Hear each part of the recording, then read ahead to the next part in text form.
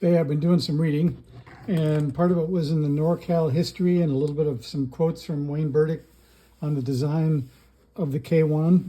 And I thought it was pretty funny that he said at one point that the K1 was a NorCal 40 on steroids. So I thought I'd look and see how much the steroids are.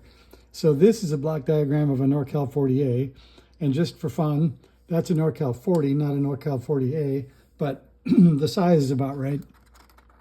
So the real story is I started circling things that were common between a NorCal 40A and a K1, and a lot is common. So if you look at the NorCal 40 side, you got that covered pretty well. So here's an important piece to note, though, that the VFO here is 2.085 and the IF is 4.915. Magically, that is 7 megahertz, the bottom of the band. So you can see there's the bottom and the top of the band, and excuse me. And you can see that makes it fairly simple. It's an addition to get the 7 megahertz. And then we go over to the K1, and you can see lots of different complexities and lots of additions. So here's the quick list. We get a receive attenuator. That's the attenuator button. We get an extra LM380, more powerful audio. The NorCal 40 ends with the LM386 directly to the speaker. This one uses LM386 followed by LM380.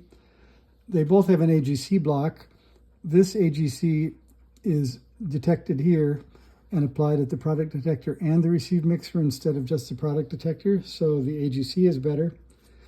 The big one is there's an MCU or a controller and a display, so you get all these buttons and you get a nice display instead of RF gain, RIT, a switch, and a knob.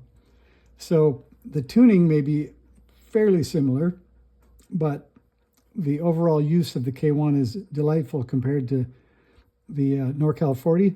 Although I do have to say it's simple and it's fun, and it is still one of my favorites. So let's see. The other thing you get is you get about 3 more watts out or more, 5 instead of 2. And then you also get a band switch radio. These are a single 40 meter rig. These are 2 or 4 band. So that's a huge change by itself. So I'd say the steroids were well applied, and they're both really, really fun rigs. So that's what I got for you. Thanks for watching. See ya.